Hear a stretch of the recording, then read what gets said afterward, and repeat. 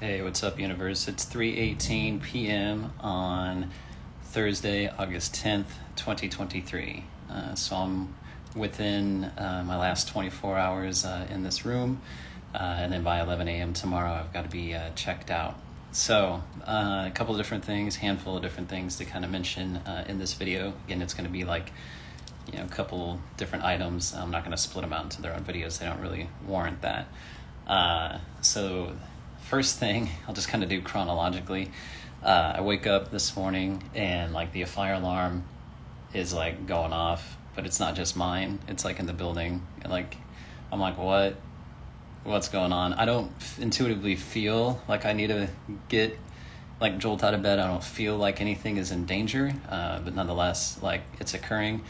Earlier in the week, they notified me that they would be installing like new locks on the doors and things like that. I think they're going to be cleaning the AC units in the room as well. So there's just general maintenance kind of going on. So that's kind of one of the first things that came to my mind. And then within 30 to 40 seconds or so, the alarm went off. It came back on a couple of times, but that's kind of what I woke up to. Which just reminds me of that Death Cab for Cutie song, right? Grapevine Fires. I posted that on my story a handful of days ago, maybe a week ago. So there was that. And then what was interesting is that, the first thing I open up, first video in TikTok that I see is, I don't know if this guy works for FEMA, but he sounded like he probably at least is connected to, or his professional role is related to, at least being a first responder or being aware of FEMA tests, right?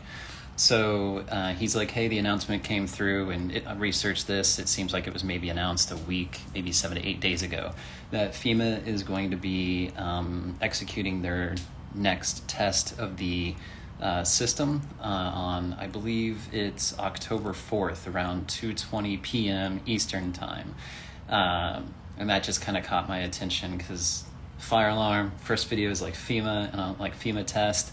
And that's an interesting kind of a test too, where they are, they bypass like the usage of the internet. So I'm curious about like all the different technology that kind of goes into that. But regardless, it's a date to kind of keep in mind. In case you weren't aware, your cell phones are probably going to be receiving a notification on October 4th, and that's going to be a nationwide FEMA test. Just an FYI. So just to talk about other dates that are kind of coming up, again, the BRICS conference in South Africa is going to be from August 22nd to August 24th. The G20 summit is going to be held in India, in New Delhi, from September 9th through September 10th, I believe.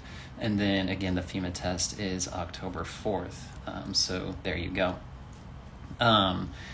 Then separate to that, I found the guy's name from Google, right? I had mentioned him, and I'm like, I can't remember the guy's name, and I knew that X was coming up, but I know that like Elon had just renamed Twitter to X, and like SpaceX and all that. So I was trying to figure out what's going on. I didn't want to confuse anything in my mind. So this guy's name is Mo, M-O, and is it Gawat? I'm not sure. Gawdat. And he's the author of that book that I was talking about when I was talking about AI and robots and sex and joy and just empathy and having human relationships with artificial creations. Anyway, he's the author, and his book is Solve for Happiness: Engineer Your Path to Joy. And he is the chief business officer at Google's X. I don't know if that just is like a placeholder.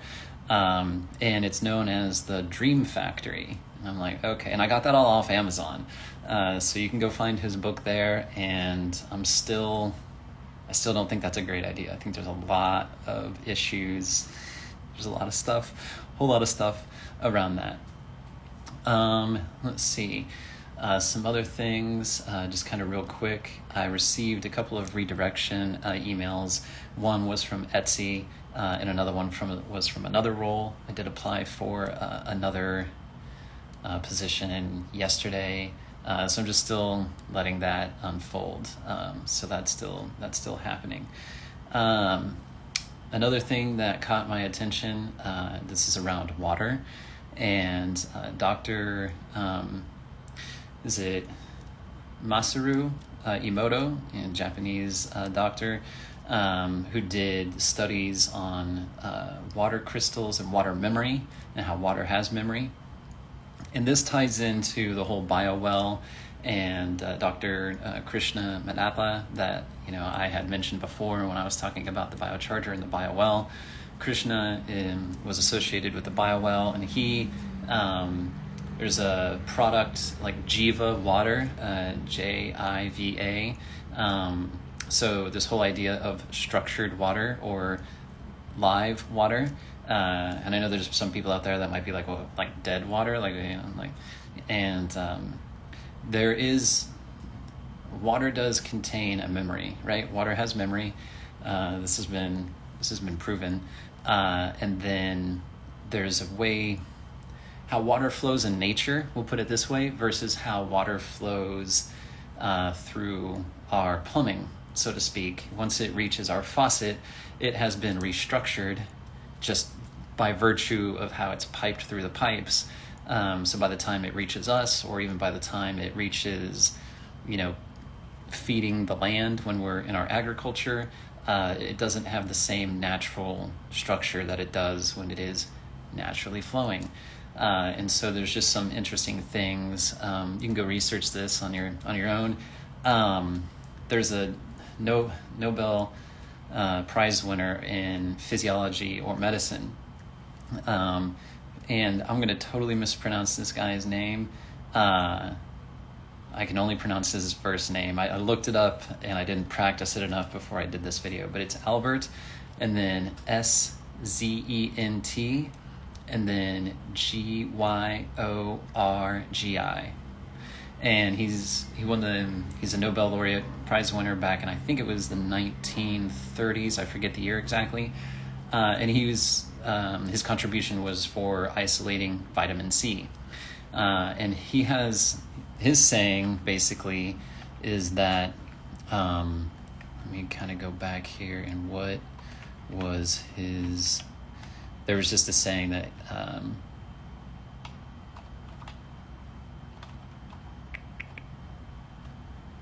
basically, the short version, I think there's a little bit longer version. I was trying to find the longer version, but water is the mother and matrix of life. And when you look at WebMD, about like vitamin C, it says vitamin C is responsible for the growth, development, and repair of all bodily tissues. It's necessary. It's necessary. Another word for necessary is it's a requirement. So the man who isolated vitamin C for us is the one that's saying water is life. It's the mother and matrix. And if you know what a matrix is, that's a structure, it's a structure of life. And so in my mind, there's a lot to be taken into account when we kind of look at this. And it's just something that I kind of put out there as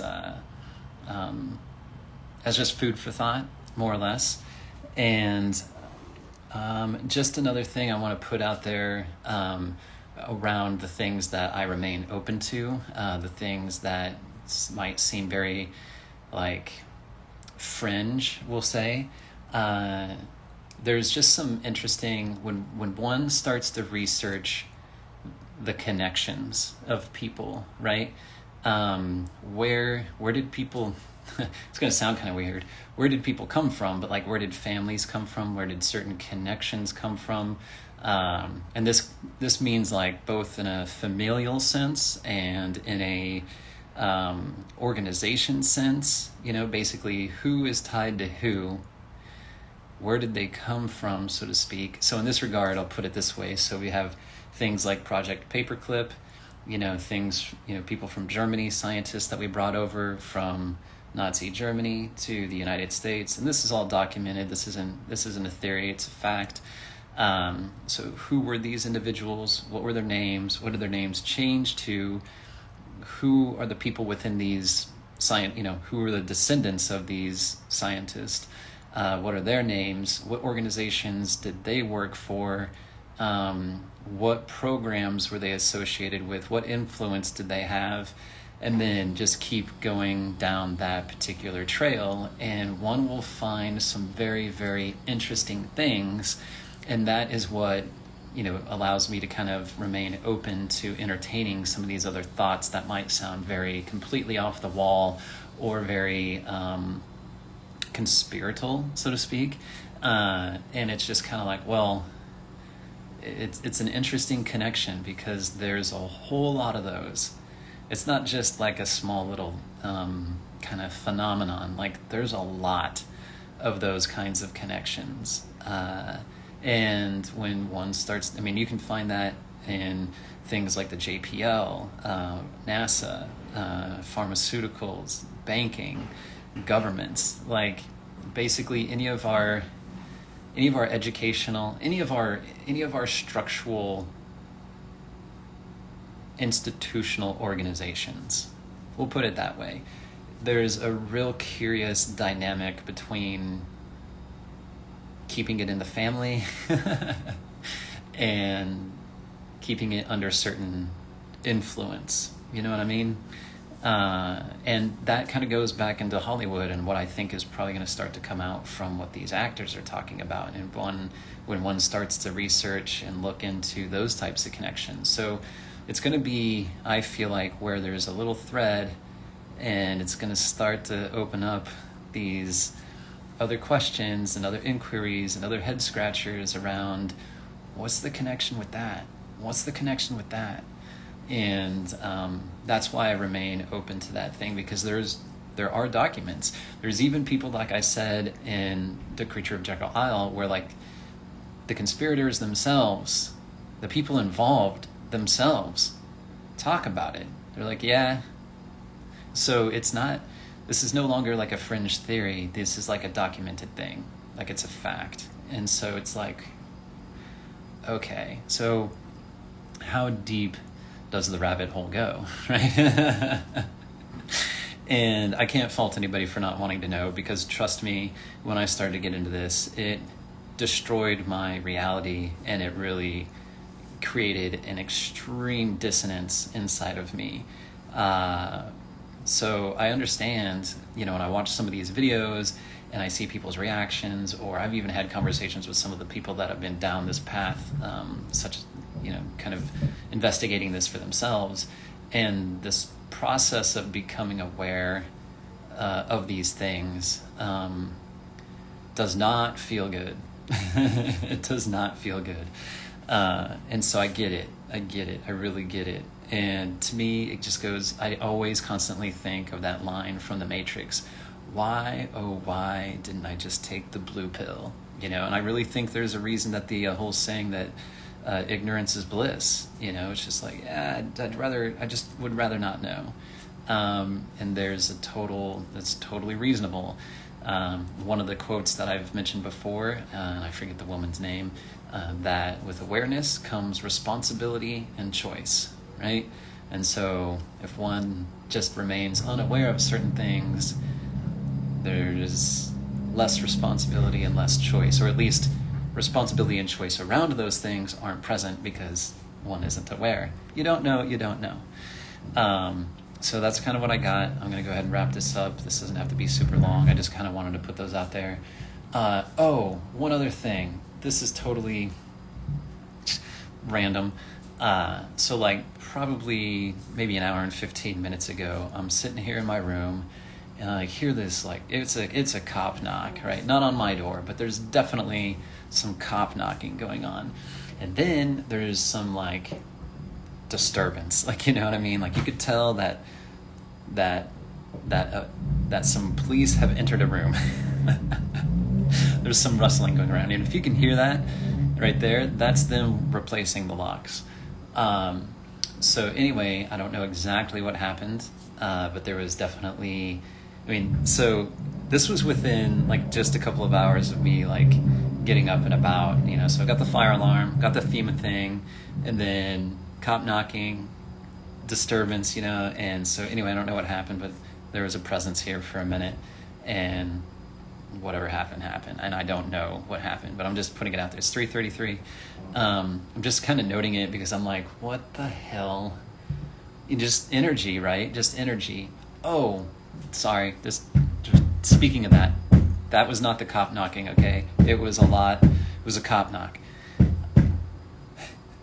Anyway, what the whole thing was about is talking about energy. So going back to the whole water thing, so there's an experiment that you can do. You can try this out on your own, and this is about frequency, and it's also about intention, and it's also about like directing energy, right?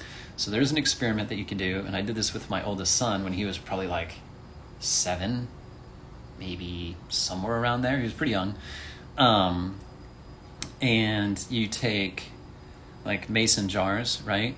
And you take rice and you put, I don't know, you fill the jar up like half with rice and you put water in it, right? You don't like fill it all the way to the top with water, but like you put rice in there and then you fill the water up to like level with the rice, right?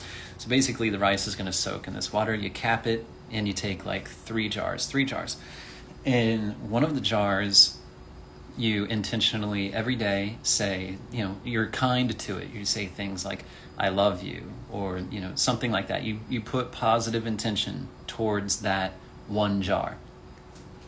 Another jar, you put negative intentions. You can say things like, I hate you, or whatever. Like I don't even like to say that. You put negative intention towards that jar. The other jar, you fucking ignore it. You just straight up ignore it. You don't give it any attention. No attention at all. It's like you forgot about it. You abandon that jar. And the whole idea with this experiment, you do this for, I forget, probably at least a couple weeks, right? And this is a repeatable thing because me and my oldest son did this. The first jar, right, the jar that you send out positive intentions towards, will start to have, if you open it up after 2 or 3 weeks, it'll have a sweet smell to it. It'll still look like rice, it'll start to ferment, but it'll look like rice. It will be still, it won't have like, it won't have the same type of decay. It won't look nasty, you know what I mean? And it will actually smell not nasty. It'll smell decent. The one that you put negative intentions towards will definitely start to ferment and take on discoloration, and it will not smell good. And I forget exactly what that one looks like. The one that you abandon, though, the one that you completely straight up just ignore, that's the worst one. That's the one that turns like black and like totally just starts to decay and really stinks, because basically, love and hate, 2 sides of the same coin. Hate is still attention. Hate is still a focus. Hate is still an energy. It's still whatever you are giving energy towards, right? So you're still giving it something. When you abandon something, when there's no energy given towards something, if you don't feed a wolf, it will die, right? It goes back to that whole type of phenomenon of like, which wolf are you going to feed? And the one that you feed is going to survive. Even if you give it shit, it will still survive. You know what I mean? But if you give it nothing, it dies. And so that's an interesting experiment around water and around intention. Because think about, and I think this can be illustrated even with like a group of people, right? So say there's like 3 people, say there's me and like 2 other people, and I'm angry with one person, right? Now, the person I'm angry at, and I direct that anger towards, they're going to feel that the most. The person that I'm not angry with, say I'm not angry with like this, with the other person, they're still going to feel it because they're present, but they're not going to feel it as much, right? Or like, so it's the intention, right? I don't have to physically do anything. I just direct that energy towards that person. And then if I'm kind to the other person, like the other person that I'm angry with, they're gonna sense that, and it's gonna be it's intention, it's frequency, it's vibration. And then if there was like 4 people, and the fourth person I just straight up didn't even acknowledge. Like, that's a whole different thing. And we have, as individuals, probably experienced something like this, right? So intention and like where we are directing that intention, where we're directing that vibration, that's a real thing. It's a real thing. And to do it with something that is quote unquote inanimate, right? Rice, but everything has a frequency. Everything is a frequency. It's all vibration. And so I just wanted to put that out there because that's something that I was thinking about when I was thinking about, Krishna's work and, that Nobel Laureate's prize and like the whole water and matrix of life and like all water has memory, this kind of a thing. So, that particular idea goes into a lot of stuff as far as like generational patterns, species level memory, and things like that. It goes into like when there's nuclear tests and how animals, how they respond. Like when we did nuclear tests and like blowing up bombs like in the ocean or on land, and the type of response that other life form organisms had to that experience that were like and it wasn't due to radiation, right? The type of the what happened to the water. And we're not talking about like irradiating the water. We're talking about changing the structure and how other forms of life responded to that type of energy, It's a thing. You can go look it up. So, very curious stuff. So anyway, that's what I got. Thanks for being here. Thanks for giving me some time and space. I love you guys, and I will talk to you later. All right. Bye.